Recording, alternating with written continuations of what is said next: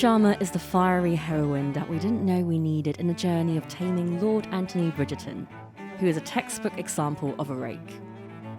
Fierce, poised, and unyielding, Kate is anything but demure and shy, trait style also expressed through her attires. Aside her signature rich and luscious jewel tones, Kate proved that she can rock lighter colours as well with equal confidence. Whether it's the light sage green gown that she wore to the first ball of the season, the lilac dress with cascading flower embroidery that she didn't mind getting dirtied at Aubrey Hall, to the dusty rose dress she first danced with Anthony in. For a modern-day promenade at the park, I've put together an outfit packed with Kate's signature jewel tones in a spring-like palette. Although I envisioned a modern Kate to be rocking dress pants and sharp blazers, I decided to dress her in an agate green midi dress for the occasion. The spaghetti-strapped midi-length dress comes with an alluring side slit that goes up mid-thigh, while the scoop neck and streamlined silhouette adds an elegant touch. It can get a little chilly outdoors even in spring, so this long lilac cardigan is a must to add to the ensemble. Not only does it complement the colour of the dress well, it's also lightweight enough to wear for the spring. I was so close to picking a silky and bejeweled pair of heels that could rival Kate's Regency footwear. Instead, I opted for a pair of rouged, pleather, flat mules that are way more comfortable to walk in to complete the look. Of course, Kate's look is never complete until she puts on matching jewellery, which is always so carefully selected and styled so as to not divert too much attention from the rest of her look, but also never too understated to completely disappear in the background. Much like the heroine herself, Kate's jewellery have a strong presence, but not without a more delicate touch, which is why I've gone with these drop earrings in gold with emerald green rhinestone details. While I decided to keep Kate's neck bare, her fingers should be adorned, so I've gone with a gold tone ring embedded with rhinestones that echo the colour palette of her earrings, while also complementing her sun-kissed complexion. Before we're off to the park, here's a rouged handbag in deep green to complete the colour theme to Kate's accessories. It's also the perfect size for storing trusty spices for her tea, as well as the newest copy of Lady Whistledown's Society Papers.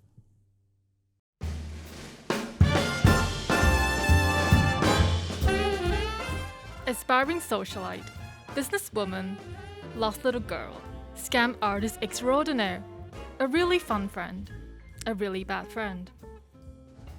By now, surely you must have heard of everyone's favourite fake German heiress, Anna Delvey, who's been immortalised in the recent Netflix hit Inventing Anna.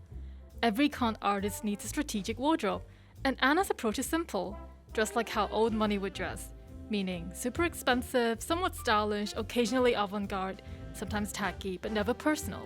To give her credit, this is actually a lot harder to pull off than you think. As a rule, old money doesn't really do colours, for fear it would trigger a rebellion in, well, the rest of us. That might be true, but with Anna's first-rate scamming skills, she could definitely get away with a boldly coloured ensemble, provided it's not, street style. Keeping the heiress and holiday vibes going strong is this wrap front top in royal purple, paired with a jewel-toned midi in zigzaggy patterns. It's a little zany, but in an entirely controlled way, which is totally Anna. Sure, the top offers more than a glimpse of décolletage, but is offset by a mock neck and contrasted against demure skirts. The result, mostly on the right side of classy. For a burst of summer colour, I'm juicing things up with these orange pointy-toe sling bags. Just the right mix of ladylike and funky.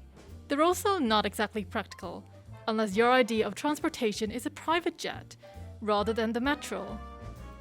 When it comes to conning people, the devil's in the details, which is why I've gone for these simple yet strategic accessories like these discreet golden hoops and boxy pleather tote. Sure, the hoops might look like the kind you'll find in the lobes of every fashionista around town, but that's the whole point. They're sleek, fun, but also super anonymous, which pretty much sums up the Anna Delvey philosophy. Don't flaunt it, unless it's part of the performance. The tote, meanwhile, which sits somewhere between Ladies Who Lunch and Businesswoman of the Year, is just the right size for that ADF deck. To clinch things, I've added a pair of sunnies, the perfect prop for fooling others to thinking you're VIP. Maybe the real Anna, whoever she is, isn't just into looking rich. Maybe she spends every night browsing the Y2K section for shopping websites, only to decide, nah, I'm sticking to my twin set and Chanel flats. Or maybe, just maybe, she's a real German heiress after all. As we all know from this mostly true story, stranger things have happened.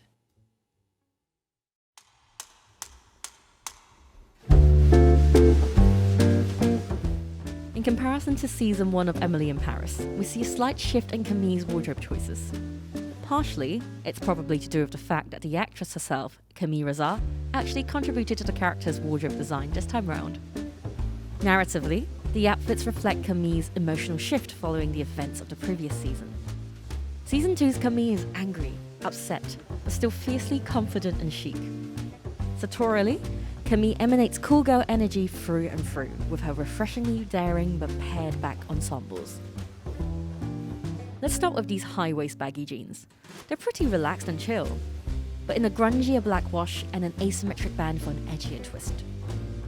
If Camille can rock oversized blazers in summertime, she can most definitely rock it in spring as well.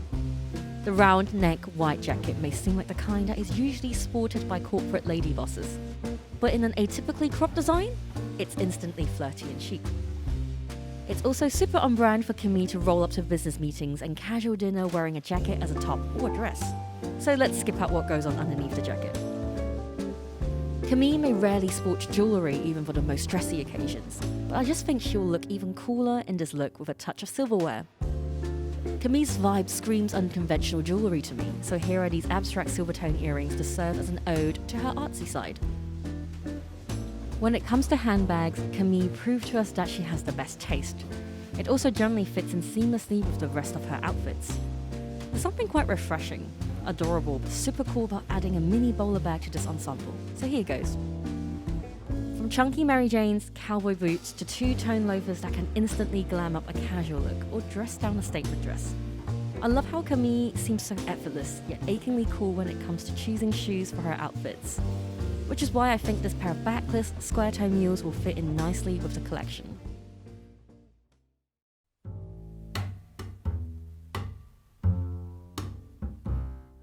It's hard not to feel a little something for Mildred Ratched, even as she does all those crazy, twisted things that villains in Ryan Murphy's shows are scripted to do.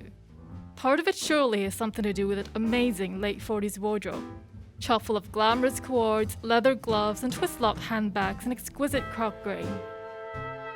The other, totally cliched reason is that there's probably a Ratched in all of us. And to be honest, isn't it time we let her out? Strictly for sartorial education, of course. To compensate for almost comical lack of morals, Ratched is never less than impeccably dressed, even when she's just stalking the corridors of Lucia State Hospital.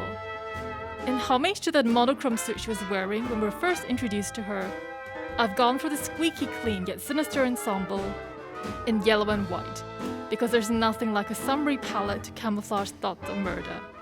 From a distance, this yellow blazer radiates decorum, but once you look closer, it's hard to ignore that edgy chain detail at the waist. It's strategically softened by simple, yet flirtatiously cut midi that takes the outfit from matronly to almost girlish.